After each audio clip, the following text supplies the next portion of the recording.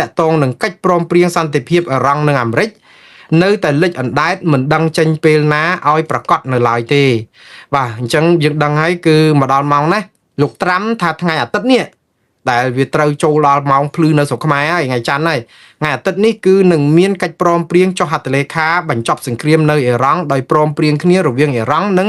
អាមេរិកអីអញ្ចឹងទៅនេះគឺជាការអះអាងរបស់លោកត្រាំថានឹងមានការចុះហត្ថលេខានៅថ្ងៃអាទិត្យនេះក៏ប៉ុន្តែភ្លាមនោះគឺមេដឹកនាំអ៊ីរ៉ង់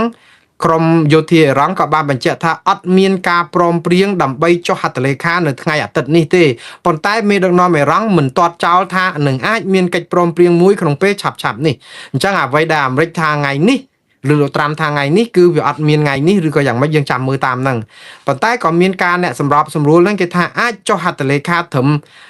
សញ្ញេតាមអនឡាញសិនទៅចាំជួបគ្នាពេលក្រោយសុំឲ្យធ្វើអាអនឡាញហ្នឹងនៅថ្ងៃអាទិត្យអីចឹងបាទនេះគឺនៅមានការប្រទីនបន្ទងគ្នាតែយ៉ាងណាបងប្អូនយ៉ាងហោចណាស់គឺយើងជជែកគ្នាពីរឿងសរសៃមីនិងសរសៃកាទៀវឲ្យតែមានកិច្ចព្រមព្រៀងទៅល្អហើយកាទៀវទៅមីក៏មីទៅអត់សំខាន់ទេតោះខ្ញុំយកប្រធានបទនេះមកនិយាយសំទោសឲ្យបងប្អូនម៉ោង 7:12 យប់អីដោយសារតែខ្ញុំមែនតើទៅខ្ញុំប្រកាន់លើគោលការណ៍យុត្តិធម៌សច្ចធម៌ខ្ញុំស្រឡាញ់យុត្តិធម៌មិនមែនរឿងអ្វីគ្រប់យ៉ាងដែលគណៈបកប្រជាជនកម្ពុជាធ្វើសុទ្ធតែខុសទេមិនមែនរឿងអ្វីគ្រប់យ៉ាងដែលរដ្ឋាភិបាលកម្ពុជាធ្វើដឹកនាំដោយគណៈបកប្រជាជនកម្ពុជាសុទ្ធតែខុសទេថ្នាក់ដឹកនាំរបស់គណៈបកកណ្ដាលអំណាចនេះមានការងារធ្វើត្រូវរឿងក៏ច្រើនដែរហើយដោយសារតែរឿងនឹងឯងបានជាថ្ងៃនេះយើងឃើញលោកហ៊ុនសែនគាត់លើកយកអំពីខួប49ឆ្នាំដែលគាត់ដាក់ចំណងជើងថាខួប49ឆ្នាំនៃការចាប់ផ្ដើមយកជីវិតធ្វើដើមទុននៅក្នុងការរំដោះជាតិខ្ញុំសូមអានសាររបស់លោកហ៊ុនសែនទាំងស្រុងហើយខ្ញុំនឹងពន្យល់លោកហ៊ុនសែនសរសេរនៅលើបណ្ដាញសង្គម Facebook គាត់ថ្ងៃនេះក៏ដាក់ចែកនៅសល់តែប៉ុន្មានថ្ងៃទៀតទេនឹងដល់ខួប49ឆ្នាំនៃការចាប់ផ្ដើមយកជីវិតធ្វើដើមទុនដើម្បីរំដោះជាតិពីរបបប្រល័យពូជសាសន៍ប៉ុលពតគឺថ្ងៃទី20ខែមិថុនាឆ្នាំ1977ឥឡូវនេះចូលដល់ថ្ងៃទី20ខែមិថុនាឆ្នាំ2026ហ្នឹងគឺនៅសល់តែ4ថ្ងៃ5ថ្ងៃទៀតហ្នឹងគឺគ្រប់គម្រប់ខួប49ឆ្នាំដែលលោកហ៊ុនសែនថានោះគឺជាការចាប់ផ្ដើមយកជីវិតរបស់លោកទៅដាក់ជាដើមទុនដើម្បីរំដោះប្រទេសនេះចេញពីរបបខ្មែរក្រហម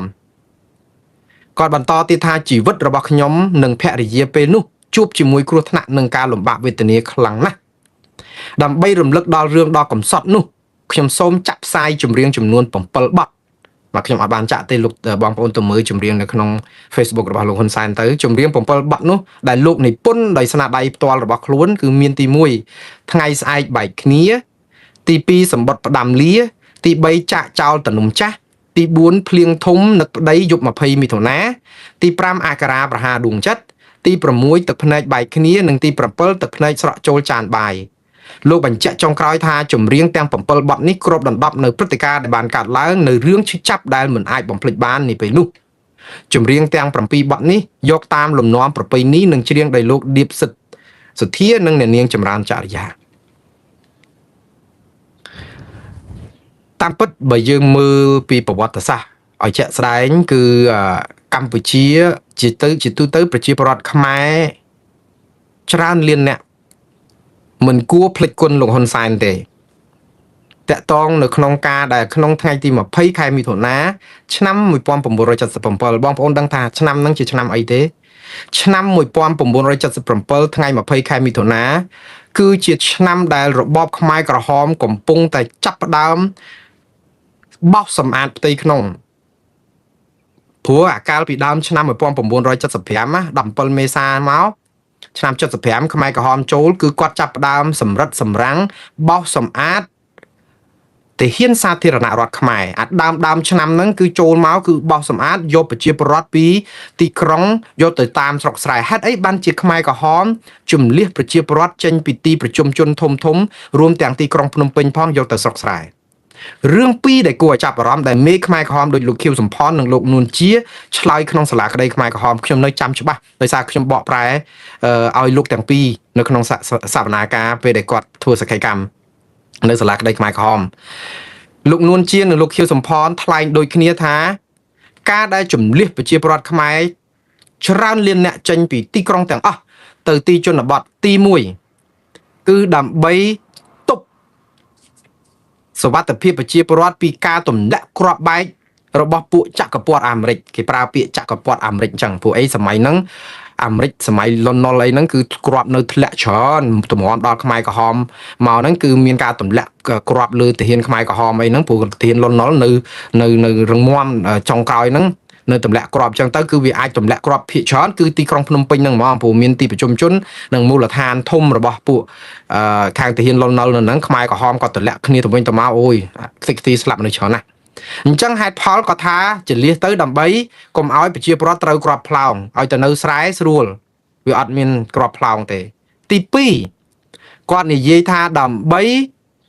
ដោះស្រាយបញ្ហាជីវភាពរបស់ប្រជាពលរដ្ឋដែលមានច្រើនលានអ្នកហើយប្រទេសកំពុងតែមានសង្គ្រាមបែបនេះខ្វះស្បៀងបើទុកប្រជាពលរដ្ឋឲ្យនៅប្រទេសនៅទីក្រុងទាំងអស់ហ្នឹងច្បាស់ណាស់មិនអត់មានអង្គមានចប្រៃអីហូបអញ្ចឹងទៅដាច់ពោះស្លាប់អានេះលេះទេហេតុផលគាត់ជាលេះទេទី2ហ្នឹងដែលសំខាន់ហើយថាចង់ស្ដារទីក្រុងនឹងឡើងវិញព្រោះអញ្ចឹងឲ្យចេញពី3ថ្ងៃអញ្ចឹងទៅឲ្យវិលមកវិញក៏ហក់ទៀតថាចេញទៅយកតែបន្តិចបន្តិចបានហើយកុំយកឲ្យវ៉ាន់ទៅច្រើនព្រោះអីតែពី3ថ្ងៃអង្គការឲ្យវិលមកទីក្រុងវិញអាហ្នឹងក៏ហក់អញ្ចឹងយើងដឹងហើយសារហ្នឹងក៏ប៉ុន្តែអ្វីដែលមេបកកាន់អំណាចខ្មែរក្រហមអត់បានប្រាប់ប្រជាពលរដ្ឋហើយមាននៅក្នុងឯកសារស្រាវជ្រាវគ្រប់គោលដៅរបស់ខ្មែរក្រហមដែលជំលះប្រជាពលរដ្ឋចេញពីទីក្រុងយកទៅឲ្យទីជនបទវាជាការពិតហើយដើម្បីនិយាយពីបញ្ហាស្បៀងបញ្ហាកសិកម្មនឹងហើយដើម្បីឲ្យមានអង្គហូបនឹងមិនវាសំហេតុសំផលខ្លះដែរក៏ប៉ុន្តែមិនមែនហេតុផលអញ្ចឹងទេហេតុផលធំបំផុតគឺទាហានខ្មែរក្រហមមានជំងឺបាក់ស្បាត់តាំងពីថ្ងៃចូលភ្នំពេញដំបូងខ្លាចយួនស៊ីរូងផ្ទៃក្នុងនៅក្នុងចំណោមប្រជាពលរដ្ឋនៅក្នុងទីក្រុងដែលមានបញ្ញវន្តមាននិស្សិតហើយមានមន្ត្រីទាហានសាធារណរដ្ឋហ្នឹងអាចខ្លាចយួនចូលមកជ្រាបចឹងទៅធ្វើឲ្យទាហានសាធារណរដ្ឋដែលនៅផ្ដុំគ្នាជាមួយប្រជាពលរដ្ឋគ្រប់ទីប្រជុំជនហ្នឹងក្រោកបះបោរំលាយអង្គការចាត់តាំងរបស់ខ្មែរក្រហមដែលទឹមវាយក្រុងភ្នំពេញបានហ្នឹងមិនយូរប្រហែលនឹងលលាយខ្សលទៅវិញដូច្នេះខ្លាចបាត់អំណាចនឹងការគ្រប់គ្រងអញ្ចឹងដើម្បីផ្ដាច់ខ្សែរយៈខ្មាំងដោយពួកគាត់គិតថានឹងមានខ្មាំងស៊ីរុងផ្ទៃក្នុងជាពិសេសគឺខាងយួនដែលអាចនឹងចូលមកជ្រៀតនៅក្នុងរឿងនេះអញ្ចឹងការផ្សព្វផ្សាយអំពីយួនបំផ្លាញផ្ទៃក្នុងរដ្ឋាភិបាលខ្មែរក្រហមហ្នឹងគឺចាប់ផ្ដើមពីថ្ងៃដំបូងហ្នឹងទៅតែម្ដងចម្លៀសហើយគឺផ្ទៃក្នុងរបស់គាត់គឺចាប់ផ្ដើមសម្រិតសម្រាំងភ្លាមអញ្ចឹងនៅពេលដែលយកប្រជាពលរដ្ឋចុះទៅមូលដ្ឋានចុះទៅសហគមន៍ចុះទៅតាមស្រែចម្ការដើម្បីឲ្យធ្វើស្រែគឺដើម្បីស្រួលគ្រប់គ្រងអ្នកទាំងអស់នោះហើយស្រង់ស្ថិតិភ្លាមស្រង់ប្រវត្តិរូបនេះស្រង់នៅក្នុងគោលបំណងធំមួយគឺឲ្យដឹងថាអ្នកណាជាប្រជាជនចាស់អ្នកណាជាប្រជាជនថ្មីអ្នកណាមិនមាននិន្នាការនៅរបបសាធារណរដ្ឋហើយក៏ហក់ទៀតថាអ្នកណាដែលមានរបបធ្វើការនៅរបបសាធារណរដ្ឋឲ្យបង្ហាញខ្លួនមកដើម្បីគេឲ្យការងារនៅក្នុងរបបខ្មែរក្រហមហ្នឹងជួយកសាងការពារមាតុភូមិយើងឡើងវិញរដ្ឋអង្គការមិនយកទោសទណ្ឌអីទេគឺជួយគ្នាការពារជាតិកសាងជាតិអញ្ចឹងទាហានសាធារណរដ្ឋមួយចំនួនដែលមិនដឹងល្បិចដល់ពឹសពលរបស់ខ្មែរក្រហមលើកដៃស្ម័គ្រចិត្តចូលបង្ហាញប្រាប់តែខ្លួនជាដំសនីជាផ្កាយមួយឬក៏ជាស័ក្តិប្រមាណអញ្ចឹងទៅ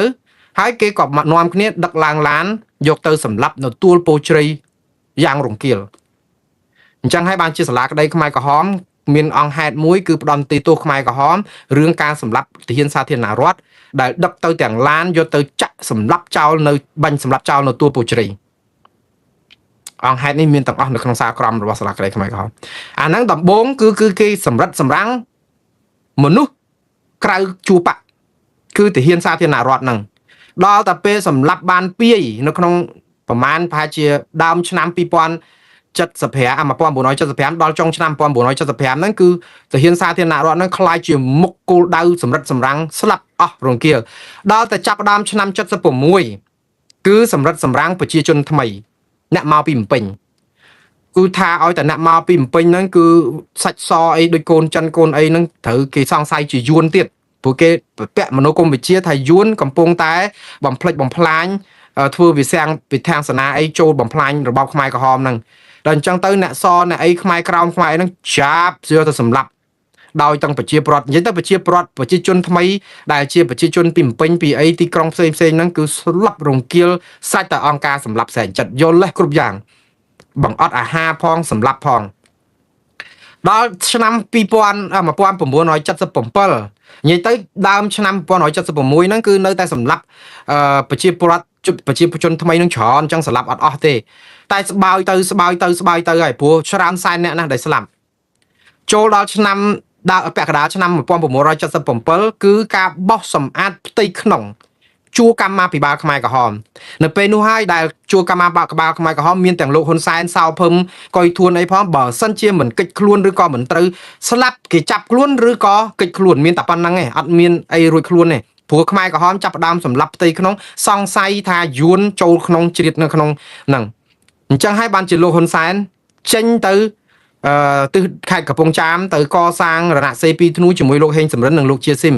ចោះចេញទៅហ្នឹងដោយសារតែបើនៅក៏គេសម្លាប់ដែរប៉ុន្តែការគាត់នៅក៏ជាកម្មាភិបាលខ្មែរក្រហមដឹកនាំកងទ័ពកងអីដែរចូលប្រយុទ្ធអីចឹងទៅ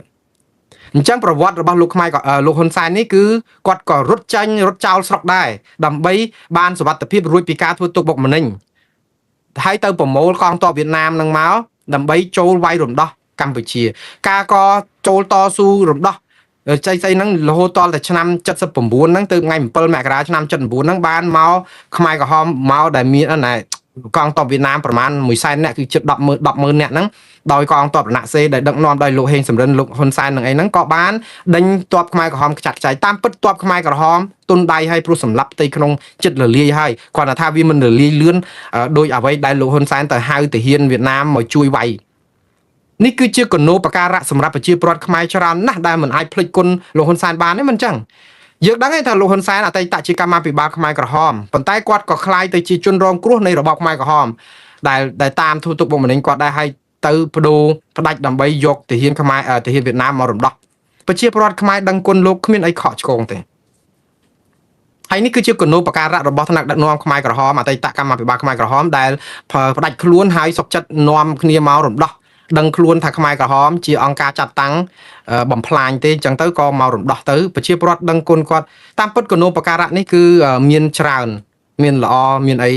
ហើយយើងដឹងហើយដំបូងឡើយក៏មានបុគ្គលសំខាន់ដូចលោកប៉ែនសវណ្ណអីតាមពិតលោកប៉ែនសវណ្ណទេដែលជាស្ថាបនិកដំបូងធំនៅក្នុងការដឹកនាំរដ្ឋកម្ពុជាពីដំបូងណាប៉ុន្តែលោកប៉ែនសវណ្ណគាត់មាននិស្ស័យដូចជាមិនពេញចិត្តនឹងវៀតណាមសោះដែលធ្វើឲ្យវៀតណាមមិនអាចទុកលោកប៉ែនសវណ្ណបានក៏យកអ្នកដែលស្មោះស្ម័គ្រវៀតណាមខ្លាំងជាងគេគឺលោកហ៊ុនសែនលើកបន្ទប់លោកហ៊ុនសែនចាប់លោកប៉ែនសវណ្ណដាក់គុករាប់ឆ្នាំនៅឯប្រទេសវៀតណាមអញ្ចឹងទៅលោកហ៊ុនសែនក៏បានឡើងកាន់ជាមេដឹកនាំប្រទេសតាំងពីក្មេងខ្ចីតាំងពីនោះមក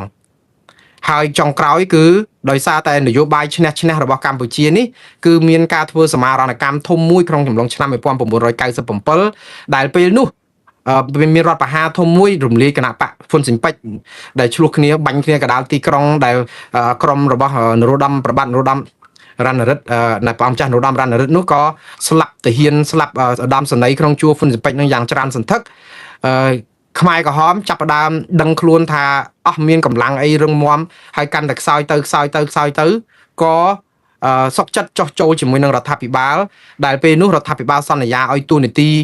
មានអីនៅខ្មែរក្រហមមិនយកមកធ្វើការជាមួយរដ្ឋាភិបាលអញ្ចឹងធ្វើឲ្យអង្គការចាត់តាំងរបស់ខ្មែរក្រហមរលាយដោយឯងតាមរយៈការជួយរបស់លោកហ៊ុនសែនដែលឲ្យទូនីតិធំផងហើយមិនយកទោសយកអីផងធ្វើឲ្យមាននយោបាយឈ្នះស្រុកខ្មែរលែងមានតំបន់គ្រប់គ្រងដោយខ្មែរក្រហមតាំងពីឆ្នាំ1997មកដែលអាចចាត់ទុកថាកម្ពុជាមានសន្តិភាពជាទូទៅលើចង់និយាយថាមិនមានចំនួនប្រដាប់អាវុធបែកបាក់ខ្ញាយផ្ទៃក្នុងតែនយោបាយផ្ទៃក្នុងរឿងគណៈបកនយោបាយនៅតែឆ្លោះគ្នាអត់ស្វាងដែរនេះគឺជាគុណស្រ័យរបស់លោកហ៊ុនសែនច្រើនដែរទាំងដឹកនាំចលនារណសេរី2ធ្នូជាមួយលោកប៉ែនសវណ្ណជាមួយអីហ្នឹងមួយជាស៊ីមហេងសំរិនហ្នឹងហើយនឹងដឹកនាំធ្វើឲ្យមាននយោបាយឈ្នះហើយចុងក្រោយហ្នឹងគឺតាំងពីមានកិច្ចព្រមព្រៀងសន្តិភាពទីក្រុងប៉ារីដែលលោកជាភាគីមួយក្នុងចំណោមភាគី4មានលោកតាសឿនសានមានហ៊ុនស៊ិនប៉ិចមានខ្មែរក្រហមហ្នឹងដែរភាគីខ្មែរក្រហមក៏ចូលនៅក្នុងតុកិច្ចព្រមព្រៀងសន្តិភាពទីក្រុងប៉ារីមានកិច្ចព្រមព្រៀងហ្នឹងមកក៏មានការបោះឆ្នោតមានអីរៀបចំរហូតតតែប្រទេសគេពិភពលោកអីហ្នឹងគេដាក់ជំនួយដាក់អីមករៀបចំឲ្យមានគណៈបកនយោបាយអីនេះគឺជាដំណើរប្រជាធិបតេយ្យមួយដែលលោកហ៊ុនសែនក៏ចូលរួមចំណែកយ៉ាងច្រើនដែរ ហើយកន្លែងនេះពេលដែលលោកប្រើពាក្យថាដើមទុនយកជីវិតដើម្បីរំដោះប្រទេសចេញពីរបបបល្ល័យពូជសាសន៍ខ្ញុំថាគាត់និយាយការពិតប្រវត្តិសាស្ត្រដែលត្រឹមត្រូវហើយគួរទទួលបានការគោរពការឲ្យតម្លៃនិងដឹងគុណដែរនៅក្នុងចំណុចហ្នឹងក៏ប៉ុន្តែបងប្អូនយើងក៏ត្រូវមើលប្រវត្តិសាស្ត្រដែរថាលោកហ៊ុនសែនជាអតីតកម្មាភិបាលខ្មែរក្រហមបើគុំតែខ្មែរក្រហមបោះសម្អាតផ្ទៃក្នុងហើយលោកហ៊ុនសែនដឹងខ្លួនថាបើនៅគឺនឹងស្លាប់ម្លេះសំក៏គាត់មិនអាចនឹងទៅប្រមូលផ្ដុំមនុស្សដើម្បីយកមកវាយបកទាហានខ្មែរក្រហមដែលជាសមមិត្តរួមអាវុធរបស់គាត់វិញបាននោះដែរអានេះគឺដោយសារតែទឹកដល់ច្រមុះគាត់ក៏កែស្ថានភាពដោយការរត់ចេញពីប្រទេសកម្ពុជាទៅកែនកម្លាំងយកមករំដោះក៏ប៉ុន្តែបំណងនៅក្នុងការរំដោះប្រជាពលរដ្ឋចេញពីរបបខ្មែរក្រហមអានឹងគឺជាគណោបការៈដែលខ្មែរមិនអាចបំភ្លេចគាត់បានទេជារឿងល្អហើយខ្ញុំគិតថាជាអំពើគុណធម៌មួយដើម្បីជាតិមាតុភូមិនេះដែរដែលប្រជាពលរដ្ឋមិនគួរណាបំភ្លេចគណោបការៈរបស់លោកហ៊ុនសែនទេហើយការដែលគាត់ថាយកដើមទុនដើម្បីយកទៅដើម្បីផ្ដួលរំលំរបបបល្ល័យពូជសាសន៍គឺជាការនិយាយត្រូវដែរព្រោះអីបើមិនបថុយជីវិតទេគឺក៏មិននេះដែរព្រោះខ្មែរក្រហមក៏មិនចង់ទុកឲ្យកម្មាភិបាលឬក៏មេដឹកនាំខ្មែរក្រហមពីមុនមកហើយនឹងឥឡូវទៅផ្ដាច់ខ្លួនអីហ្នឹងរស់រៀនមានជីវិតដែរចង់តែសម្រាប់ចោលដើម្បីបំបិតកុំឲ្យតតាំងជាមួយខ្មែរក្រហមអញ្ចឹងឆ្លោះគ្នាជាមួយខ្មែរក្រហមតែរហូតតាបើរដ្ឋកម្ពុជាដែលដឹកនាំក្រោមការដឹកនាំរបស់លោកហ៊ុនសែនបាញ់គ្នាជាមួយនឹងទាហានខ្មែរក្រហមរហូតមកហ្នឹងទៅអស់តាំងឆ្នាំ97តាក៏ប៉ុន្តែសួរថាតើមានសំណួរបងប្អូនសួរខ្ញុំថាចុះបើលោកហ៊ុនសែនគាត់បានសាងគណោបការៈគុណស្រ័យច្រើនសម្រាប់ប្រទេសកម្ពុជាយើងបានមកសន្ធឹកដែរហេតុអីបានជាសាបម្ដាយប្រែងមកចាប់ឬក៏ភាសាសាមញ្ញដែលប្រជាប្រដ្ឋសួរមកខ្ញុំវិញថាហេតុអីបានជាលោកហ៊ុនសែនគាត់អូសទូកឲ្យល្អានចាប់ត្រីបានឲ្យល្អទឹកក្នុងន័យមួយគាត់ថាចប់បើធ្វើអញ្ចឹងហើយហេតុអីមិនគួរធ្វើរឿងល្អសម្រាប់ជីវិតមួយនេះឲ្យចប់ជីវិតតែម្ដងទៅឲ្យចង់និយាយថាឲ្យដល់ជីវិតចុងក្រោយទៅហេតុអីក៏នៅមានភាពល្អកកនៅជីវិតចុងក្រោយដែលធ្វើឲ្យអាប់អួរដល់គេឈ្មោះគេដំណែលគុណតម្លៃដែលខំសាងហើយខំប្រឹងឲ្យប្រជាពលរដ្ឋបានដឹងជាការពិតយើងឃើញហើយគាត់ធ្វើរឿងខ្សែឲ្យគេផលិតខ្សែភាពយន្តនេះឲ្យចាក់ផ្សាយនេះនិពន្ធបទចម្រៀងនេះនិពន្ធបទចម្រៀងនោះគឺក្នុងន័យមួយដើម្បីប្រាប់ប្រជាពលរដ្ឋឲ្យកុំភ្លេចគុណូបការៈរបស់លោក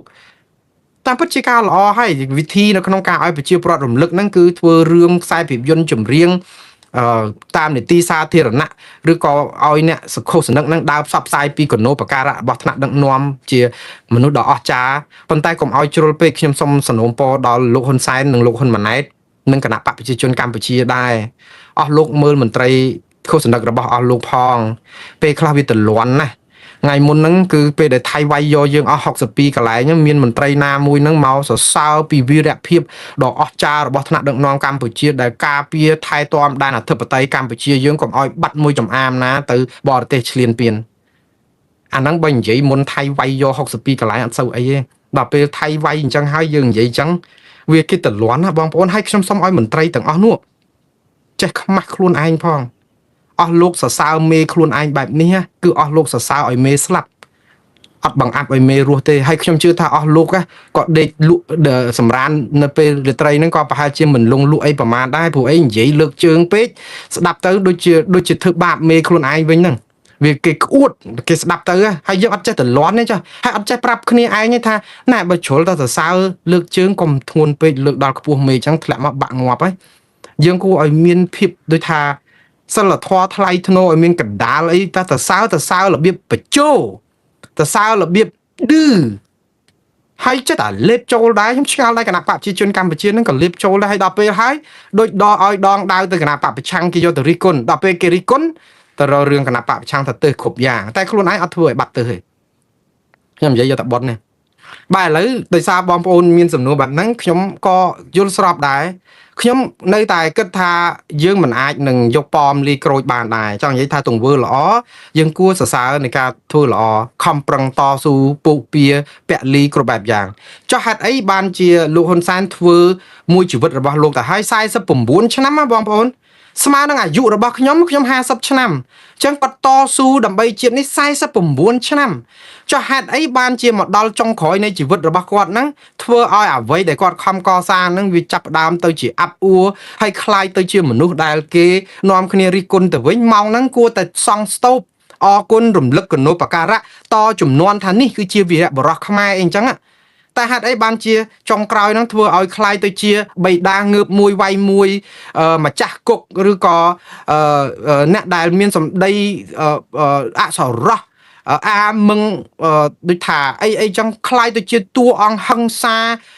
ធ្វើទុកបុកម្នេញខ្មែរគ្នាឯងដែលខំប្រឹងផ្សះផ្សាអញ្ចឹងមកឈ្នះអីនយោបាយប៉ុន្តែដល់ហើយមកអា2 3កញ្ឆែងហ្នឹងមកល្អស្រាប់ថែម2 3កញ្ឆេមកអាក្រក់វិញហេតុអីបានជាទៅជាអញ្ចឹងប្រជាប្រដ្ឋខ្មែរគាត់ឆ្ងល់ដែរអញ្ចឹងហើយបានថាពេលដែលមានរឿងនេះខ្ញុំគិតថាសោកស្ដាយដែរតាមពិតវ័យលោកហ៊ុនសែនចំណាស់នេះទៅហើយគួរតែដល់ពេលដែលផ្សះផ្សាជាតិស្ដារសិទ្ធិមនុស្សប្រជាធិបតេយ្យឈប់ងើបមួយវាយមួយឈប់ហឹង្សាឈប់អីហ្នឹងដើម្បីឲ្យអ្វីដែលខំកសាងមកហ្នឹងវានៅការថែគេនឹងមកអញ្ចឹងទៅឲ្យប្រជាពលរដ្ឋហ្នឹងសាទររំលឹកគុណូបការៈនេះកុំឲ្យគេថាពេលស្លាប់ទៅគេឈ្មោះអាស្រូវនៅតែគេប្រជាពលរដ្ឋណានិយាយពីគាត់ហ្នឹងដូចនៅឆ្លោះគ្នាខ្ញុំអត់ចង់អញ្ចឹងទេកុំឲ្យគេមើលឃើញម្នាក់ពេលកសើម្នាក់ទៀតអត់សរសើរឆ្លោះគ្នាបណ្ដោយគេថាលោកហ៊ុនសែនជាវីរៈបុរសខ្មែរយើងបិតាការពារជាតិអីចឹងស្រាប់មកក្រុមទៀតគេថាការពារជាតិស្អីអស់ដីអស់អីទៅថៃប៉ុណ្ណេះខ្ញុំអត់ចង់ឲ្យអញ្ចឹងសោះខ្ញុំចង់ឲ្យថាមើលទៅគឺនាំគ្នាគោរពបូជាទៅអាហោសិកម្មណាប៉ុន្តែអញ្ចឹងហើយបានជាខ្ញុំលើកទឹកចិត្តថានៅក្នុងជីវិតចុងក្រោយរបស់លោកហ៊ុនសែនហ្នឹងគឺលំមចូលរត្រែទៅហើយទុកឱកាសឲ្យកូនគាត់ធ្វើទៅឲ្យលោកហ៊ុនម៉ាណែតធ្វើទៅព្រោះអ្វីដែលលោកធ្វើនេះគឺលោកហ៊ុនម៉ាណែតនឹងคล้ายទៅជាអាយ៉ងคล้ายទៅជាឧបករណ៍ទីងមុងហើយដល់អញ្ចឹងទៅវាអត់ដូចថាស្ដាយចំណេះដឹងណាខំរៀនច្រើនអីច្រើនមកដឹកនាំប្រទេសឪពុកខំបកសល់ទុកស្ពាននិយាយទៅគឺរបៀបដូចឪពុកឲ្យលបមួយឲ្យកូនអញ្ចឹងណាឲ្យកូនយកទៅកាន់ទៅឪពុកស្លាប់ទៅក៏បិទភ្នែកចិត្តដល់ពេលហើយប្រឡែងឲ្យកូនហើយយកធាក់យកមកវិញឥឡូវកូនហ្នឹងអត់ដឹងធ្វើអីកាត់នឹងអង្គុយមើលអញ្ចឹងទៅអញ្ចឹងមិនដឹងថាតើថ្ងៃមុខអាលបហ្នឹងវាមិនដឹងទៅមុខឬក៏ទៅមុខមិនរួចអីព្រោះអត់អនុញ្ញាតឲ្យធ្វើអញ្ចឹងទៅវាទៅជាយ៉ាប់ទាំងយ៉ាប់ទាំងគោប្របាក់ទាំងអស់គ្នាអញ្ចឹងទៅហើយស្ដាយអ្វីដែលគាត់ខំធ្វើអញ្ចឹងបើគាត់ខំធ្វើបានល្អហើយគួរតែកសាងអំពើល្អនេះតទៅទៀតកុំឲ្យសាបម្ដាយប្រៃមកចាប់ហើយអត់តាន់ហួសពេលទេស្ដារសិទ្ធិមនុស្សប្រជាធិបតេយ្យឡើងវិញស្ដារដោះលែងអ្នកទោសមនសិការទាំងអស់ឲ្យអស់ហើយលោកកម្មសខាអីហ្នឹងគឺលើកលែងទោសគាត់ទៅឲ្យមានសិទ្ធិធ្វើនយោបាយពេញលេញកុំចាំស្អែកធ្វើទៅព្រោះអីបើសិនជាគាត់ណាមែនតើណាខ្ញុំម្ដងនេះអត់និយាយលេងទេអាលើកមុនបងប្អូនចេះមកសួរថាមូលនរ៉េតអត់ព្រមកោសក់សោះបើសិនជាលោកកម្មសខាមានសិទ្ធិធ្វើនយោបាយពេញលេញហើយមិនហាមឃាត់អីសិទ្ធិគាត់ក្នុងការបើកគណៈបកទៅធ្វើដំណើរទៅក្រៅប្រទេសមានសិទ្ធិបើកគណៈបកមានសិទ្ធិចូលឈ្មោះបោះឆ្នោតមានសិទ្ធិធ្វើនយោបាយពេញលេញឡើងវិញណាខ្ញុំកោសក់ភ្លាមស្អាតហ្នឹងឬក៏មិនថាស្អាតទេចាប់ពីពេលណាក៏ដោយរហូតដល់លោកកម្មសខាគេដោះលែងមកវិញបាទហើយកុំឲ្យសក់ខ្ញុំវែងពេកអីសុំឲ្យកោអាទិត្យក្រោយឬក៏ខែក្រោយហ្មងទៅអីព្រោះស្រួលជាងព្រោះបើចង់ផ្ចាញ់ផ្ចាលព្រោះខ្ញុំគិតថាគុណតម្លៃសក់ខ្ញុំនេះវាមិនបានរួមជើងរបស់លោកកម្មសខាគឺវីរៈភាពរបស់គាត់ទេតែខ្ញុំចង់ឲ្យគាត់បានមានសិទ្ធិធ្វើនយោបាយពេញលេញហើយបើគណៈបកនយោបាយឬចូលជីវភាពនយោបាយណាមួយគ្រប់គ្រងគណៈបកនយោបាយណាមួយក៏បានដែរដើម្បីឲ្យស្ដារស្ថានភាពយើងក្រាន់បើវិញឲ្យគេដំណើររបស់លោកហ៊ុនសែនបើអាក្រក់បើល្អហើយមកអាក្រក់ហើយក៏ល្អវិញទៅប្រជាពលរដ្ឋជួនកាលចេះតែថ្លឹងថ្លែងទៅថាធ្វើម៉េចទៅឥឡូវវាមានអាក្រក់ខ្លះមានអីខ្លះឥឡូវល្អវិញហើយឡើងយើងយកទៅទទួលយកទៅហើយនាំគ្នាជួទឹកភ្នែកធ្វើដំណើរតទៅមុខទៀតនេះខ្ញុំលើកទឹកចិត្តអញ្ចឹងបាទអូខេឥឡូវសល់ព័ត៌មានពីរចុងក្រោយដែលខ្ញុំនឹងជម្រាបជូនបងប្អូនគឺតកតងនឹងរឿងសារបានបន្ថែមនៃបទចម្រៀងជំរុំស្ទឹងសែនបងប្អូនពេលខ្លះយើងកាត់ទុកខ្លាំងពេកក៏កាត់ទុកខ្លះទៅពេលខ្លះក៏យើងរកពេលវេលាសបាយខ្លះពីចម្រៀងពីអីចឹងទៅឲ្យវាធូរចិត្តដែរព្រោះអីវាមនុស្សយើងវាមិនមែនកាត់ទុកគ្រប់តែពេលទេណាការដែលខ្ញុំពេលខ្លះខ្ញុំយកចម្រៀងអីយកមកច្រៀងហ្នឹងក៏ជាការបន្ធូរអារម្មណ៍ការតានតឹងដែរព្រោះអីបង្អែមលៀងមាត់ហ្នឹងមានអីក្រៅតែពីសបាយខ្លះទៅអីបងប្អូនហើយខ្ញុំរំភើបនិយាយឲ្យស្មោះត្រង់ព្រោះខ្ញុំស្រឡាញ់យុត្តិធម៌សច្ចធម៌ខ្ញុំរំភើបដោយសារតែថ្ងៃនេះម្សិលមិញនិយាយទៅប្រហែលថ្ងៃចុងក្រោយនេះខ្ញុំបានរកយុត្តិធម៌ជូនកវីនិពន្ធខ្មែរមួយរូបដែលស្ទើរតែពិភពលោកភ្លេចឈ្មោះលោកបាត់ទៅហើយគ្មាននរណាស្គាល់លោកផងទេមកដល់ម៉ោងនេះគឺគេទៅស្គាល់អ្នកថ្មីចម្រៀងថ្មីចំណងជើងថ្មីដែលស្នាដៃនិពន្ធរបស់លោក ធ្វើមកក្នុងរយៈពេលប្រមាណជា50ឆ្នាំហើយស្នាដៃនេះគឺម្ចាស់បទជំរំស្ទឹងសែនដែលបងប្អូនមកដល់ពេលនេះគឺមិនដែលដឹងថាតើបទជំរំស្ទឹងសែននេះតាមពិតគេកែទៅជាស្ទឹងសែនប៉ារីអញ្ចឹងសោះហើយបទជំរំស្ទឹងសែននេះគឺមានអត្ថន័យដ៏ជ្រាលជ្រៅដកជាប់ក្រអៅបេះដូងរបស់ប្រជាពលរដ្ឋខ្មែរប៉ុន្តែដកក្រអៅបេះដូងហ្នឹងគឺដកតែរឿងថ្មីការកលៃថ្មីការកែថ្មីការច្រៀងថ្មីតែភ្លេចអ្នកចម្រៀងចាស់ភ្លេចស្នាដៃអ្នកនិពន្ធចាស់ដែលធ្វើឲ្យស្នាដៃមួយនេះនៅកប់បាត់ជ្រៅហើយកវីនិពន្ធដែលនៅរស់នៅឡើយចូលដល់វ័យ80ឆ្នាំទៅហើយនេះគឺជីវិតចុងក្រោយរបស់គាត់បានទទួលភាពយុត្តិធម៌មួយដែរគឺយ៉ាងហោចណាស់ក៏បានប្រជាពលរដ្ឋដែលគ្រប់គ្រងការផ្សាយរបស់មួងណារ៉េតស្ទើរតែទូទាំងពិភពលោកផ្ដល់ភាពយុត្តិធម៌ទៅឲ្យលោកអ៊ំកវីចត្យាខ្ញុំសូមរក្សាសិទ្ធិប្រាប់ឈ្មោះរបស់លោកអ៊ំកវីចត្យាត្រឹមតែកវីចត្យានឹងចោះព្រោះគាត់ជាកវីចត្យាមែនហើយគាត់តែប្រវត្តិរបស់គាត់គឺតស៊ូនៅជំរំជីដែនយូរហើយតាំងតែពីសម័យ73មកម្លេះដែលគាត់តស៊ូនៅជំរំតស៊ូដើម្បីបណ្ដេញយួនចេញពីដែនអធិបតេយ្យកម្ពុជាក្រោយមកក្នុងជំរំតស៊ូនឹងក៏ចូលរួមការងារច្រើនជាមួយនឹងឧត្តមសេនីយ៍ខ្មែរម្នាក់ដ៏អង្អាចក្លាហានគឺលោកគង់ស៊ីលាស់លោកគង់ស៊ីលាស់គឺជាឧត្តមសេនីយ៍ដែលមានដែលដឹកនាំកសាងជំរំនៅមានជំរំនៅជីដែនហ្នឹងដែលខ្ញុំមានប្រវត្តិដែលគាត់ច្រើនក៏ប៉ុន្តែខ្ញុំមិនមានពេលនឹងបញ្យល់អស់ទេគ្រាន់តែដឹងថាលោកគង់ស៊ីលាស់គឺមានភរិយានិងក្រុមគ្រួសារនៅឯប្រទេសបារាំងនៅក្បែរស្ទឹងសែនប្រទេសបារាំងក៏ប៉ុន្តែលោកបានចំណាយពេលវេលាដ៏មានតម្លៃតស៊ូចាក់ចោលមាតុភូមិសំទោសចាក់ចោលប្រពន្ធជាទីស្រឡាញ់នឹងកូននិងទន្លេសែននៅស្ទឹងសែនប៉ារីមកដោយថាមករស់នៅក្នុងព្រៃស្រោងជំរំភៀសខ្លួនដើម្បីតស៊ូនៅជំរំភៀសខ្លួនរហូតដល់តែពលីជីវិតដោយជំងឺគ្រុនចាញ់អានេះបើតាមព័ត៌មានបើទោះបីជាមានព័ត៌មានខ្លះថាលោកត្រូវគេដាក់ថ្នាំពុលក៏ប៉ុន្តែសហការីជិតស្និទ្ធរបស់លោកក៏បង្ហើបមកថាជាការពិតលោកគង់ស៊ីលាស់នេះគឺដោយសារតែនៅតំបន់ចាញ់នៅតំបន់ភ្នំនេះគឺមានជំងឺគ្រុនចាញ់ជាញឹកញាប់ហើយចុងក្រោយអាចមកពីសុខភាពដាបខ្លាំងដោយសារជំងឺគ្រុនចាញ់ហ្នឹងក៏លោកបានទទួលអនិច្ចកម្មទៅដោយបានបន្សល់នៅស្នាដៃនឹងការតស៊ូជាច្រើននៅក្នុងឆាកជីវិតរបស់លោកហើយរឿងជំរំហ្នឹងដែលរហូតតតែ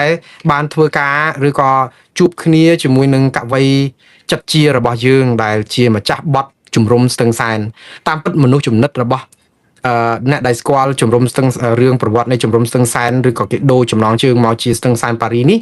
មែនតើទៅបទនេះក៏មានការចូលរួមនិពន្ធពីលោកគង់ស៊ីលាស់ដែរក៏ប៉ុន្តែអ្នកដែលនិពន្ធបទចម្រៀងនេះដែលចំណាយពេលវេលាតាំងពីឆ្នាំ74ដល់ឆ្នាំ79 5ឆ្នាំបាននិពន្ធបទចម្រៀងមួយបទនេះបានចប់ដើមព្រោះដំបូងឡើយគាត់និពន្ធតែ4វគ្គឯងដល់ក្រោយមកបានគាត់ថែម2វគ្គទៀតដែលបន្ថែមថាដល់ពេលខ្ញុំស្លាប់សុំយកទៅកប់នោះឲ្យសាយជាតិសពនៅមាត់ស្ទឹងសែនទឹកដីដែលខ្ញុំស្រឡាញ់មែនតែនគឺដងស្ទឹងសែនដ៏សុកសានអើយនោះបាទនេះគឺគាត់ថែមពីឃ្លាបន្តហើយនឹងឃ្លាចុងក្រោយរហូតដល់ចម្រៀងមួយបទនេះមានដល់ទៅ6វគ្គហើយខ្ញុំចាក់បទសម្ភាសរបស់លោកអ៊ំកវីចត្យាក៏ប៉ុន្តែមិនមានពេលវេលាកាត់វីដេអូគាត់តាន់ពេលវេលាសូមអធិស្ឋានអាចនឹងចាំពី3ថ្ងៃទៀតការងាររវល់ពេកក៏កាត់តវីដេអូគាត់មិនតាន់សោះតែខ្ញុំបានសម្ភាសគាត់នឹងយូរខែហើយខ្ញុំសូមអធិស្ឋានដល់លោកអ៊ំកវីចត្យាផងដោយសារតែរវល់ពេកក៏មិនអាចកាត់វីដេអូនៃកាត់សម្ភាសនឹងតាន់តែអ្វីដែលលោកអ៊ំកវីចត្យាបានជម្រាបគាត់ថាការតែងនិពន្ធបទចម្រៀងនេះគឺចម្រៀងឈ្មោះជំរំស្ទឹងសែននេះគឺគាត់ធ្វើយូរដែរហើយតាមពិតមែនតើគាត់នឹកឃើញតាំងពីកាលប្រវត្តិមួយឆ្នាំ1964 1965ព្រោះកាលពេលនោះឆ្នាំ1964 1965លោកអ៊ំកវីចត្យាគាត់ថាគាត់បានអានប្រវត្តិរបស់មេទ័ពបារាំងម្នាក់ឈ្មោះថាណាប៉ូឡេអុងដែលជាមេទ័ពខ្លាំងពូកែល្បីរហូតដល់សប្តាហ៍ថ្ងៃនេះនរណាក៏ស្គាល់ទ័ពណាប៉ូឡេអុងដែរលោកអ៊ំកវីចត្យាគាត់ថា ណាប៉ូឡេអុងនេះឯងគេបណ្ដេញចេញឲ្យទៅរស់នៅលើដែនកោះមួយដែលសែនឆ្ងាយដាច់សង្វែកតែគាត់មានការតស៊ូព្យាយាមចង់ត្រឡប់ទៅរស់នៅទីក្រុងប៉ារីវិញគាត់បានសរសេរផ្ដាំប្រាប់គេថាដល់ពេលគាត់ស្លាប់សូមយកគាត់យកទៅកប់នៅមាត់ស្ទឹងសែនប៉ារីអានេះគឺជាអត្ថន័យនៃអ្វីដែលគាត់មានមកដល់បទចម្រៀងនេះគឺដោយសារតែរឿងលោកណាប៉ូឡេអុងបារាំងអ្នកតស៊ូបារាំងនេះដែរគាត់ថាលោកណាប៉ូឡេអុងហ្នឹងធ្លាប់ប្រាប់ថាពេលគាត់ស្លាប់ទៅធ្វើម៉េចឲ្យបានយកសពបើថាមិនបានរស់នៅអាមាត់ស្ទឹងសែនប៉ារីហ្នឹងក៏យកសពយកទៅកប់នៅឯស្ទឹងសែនប៉ារីហ្នឹងដែរហើយដល់ពេលដែលលោកអ៊ុំកវីចិត្តជាគាត់យកមកនិពន្ធគាត់ដាក់សរសេរចម្រៀងជំរុំស្ទឹងសែនហ្នឹងគាត់ក៏នឹកឃើញដល់រឿងណាប៉ូឡេអុងដែលចង់ស្លាប់នៅមាត់ស្ទឹងសែនប៉ារីហ្នឹងចឹងគាត់ក៏មានគំនិតចង់សរសេរឲ្យលោកកុងស៊ីឡូអានេះដែលសុកចិត្តចាក់ឆ្ងាយពីស្ទឹងសែនប៉ារីចោលប្រពន្ធកូនមកតស៊ូនៅជំរុំជីដែននេះហើយដល់ពេលហ្នឹងបានជាគាត់គំនិតថាដាក់ជំរុំស្ទឹងសែនហើយក៏មានខ្លឹមសារនៃបទចម្រៀងហ្នឹងគឺយល់ទឹកចិត្តក្លាហានរបស់លោកកុងស៊ីឡូដែលជាទាហាននៅកងម៉ារីនហ្នឹងគឺចាក់ចោលប្រពន្ធទៅទល់ដែនថៃអញ្ចឹងទៅបានជាគាត់បញ្ចប់ឃ្លាជំរុំស្ទឹងសែនដោយឧទ្ទិសដល់លោកកុងស៊ីឡូដោយឃ្លាថាដល់ពេលខ្ញុំស្លាប់សូមយកទៅកប់ឲ្យសាយជាតិសពនៅមាត់ស្ទឹងសែនទឹកដីដែលខ្ញុំស្រឡាញ់មែនតែនគឺដងស្ទឹងសែនដ៏សុខសាន្តអើយបាទគឺដងស្ទឹងសែននៅស្រុកខ្មែរនេះទៅវិញដែលឈ្មោះស្រដៀងគ្នាស្ទឹងសែនប៉ារីនេះឯងដែលក្រោយមកចម្រៀងនេះក៏ត្រូវបានគេយកកលៃទៅជាបទស្ទឹងសែនប៉ារីនឹងឯងដែលបងប្អូនស្គាល់ចំណាំតាមពិតទៅបទចម្រៀងដើមជំរុំស្ទឹងសែនឲ្យមកចេញជាស្ទឹងសែនប៉ារីខ្លឹមសារនៃបទចម្រៀងហ្នឹងក៏វាមានតកតងនឹងអត្ថន័យប្រៀបធៀបទៅស្ទឹងសែនប៉ារីនឹងដែរតែមែនតើគឺឧទ្ទិសទៅលោកកុងស៊ីឡូតកតងនឹងរឿងប្រវត្តិនៃការតស៊ូស្រដៀងគ្នានឹងណាប៉ូឡេអុងដែលកវីចិត្តជាលោកអ៊ំកវីចិត្តជាដកចិត្តនៅក្នុងការគោរពស្រឡាញ់វីរភាពរបស់លោកកុងស៊ីឡូឥឡូវនិយាយពីរឿងជំរុំស្ទឹងសែននេះម្ដងទៀតនៃបទចម្រៀងនេះដែលមែនតែនទៅមានបងប្អូនគាត់មកសួរខ្ញុំពេលដែលខ្ញុំបង្ហោះបទចម្រៀងហ្នឹងព្រោះអីខ្ញុំច្រៀងបទចម្រៀងហ្នឹងឡើងវិញគឺខ្ញុំយកតាមបទគាត់ទាំងអស់ប៉ុន្តែវាអត់ដូចបទស្ទឹងសែនប៉ារីដែលគេជាងក្រោយនេះហើយបងប្អូនមកចោទសួរខ្ញុំថា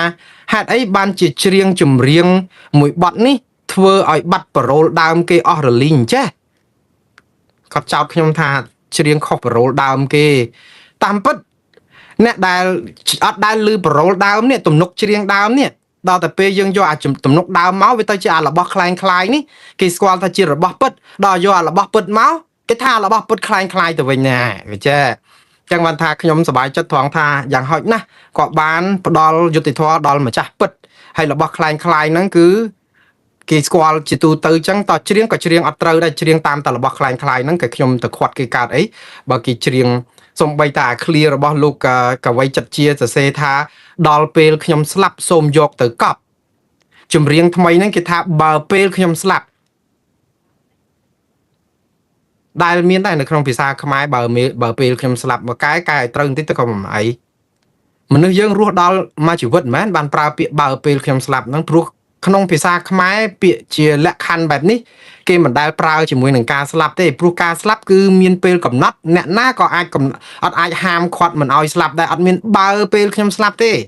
ព្រោះបានន័យថាបើពេលខ្ញុំស្លាប់មានន័យថាខ្ញុំអត់ស្លាប់ទេបើស្លាប់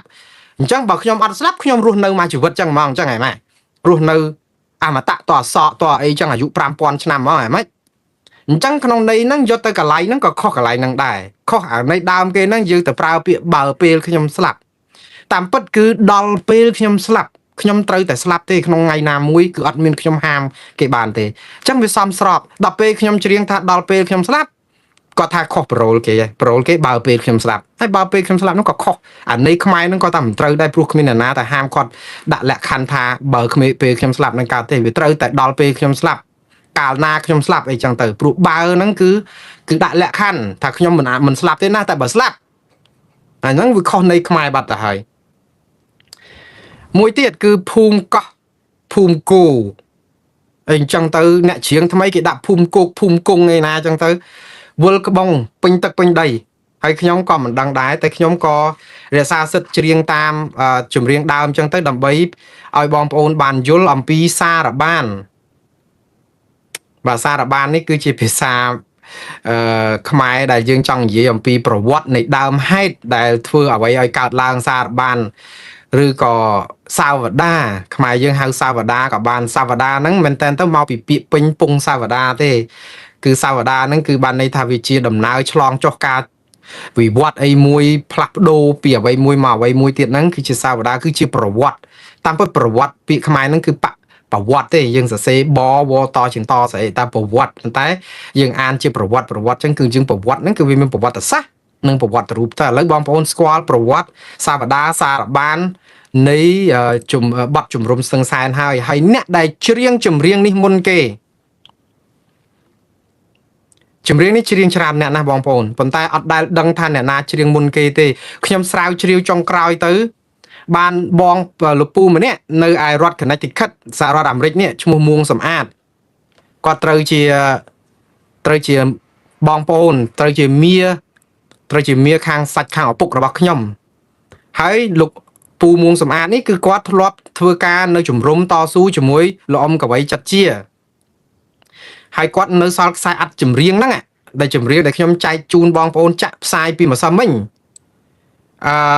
ម្សិលមិញដែលខ្ញុំផ្សាយទៅហ្នឹងគឺជំរំស្ទឹងសែនហ្នឹងដែលដកស្រង់ចេញពី Channel YouTube របស់លោកអ៊ំកវីចាត់ជាហើយនៅក្នុងចម្រៀងហ្នឹងមានតែហ្គីតាទេ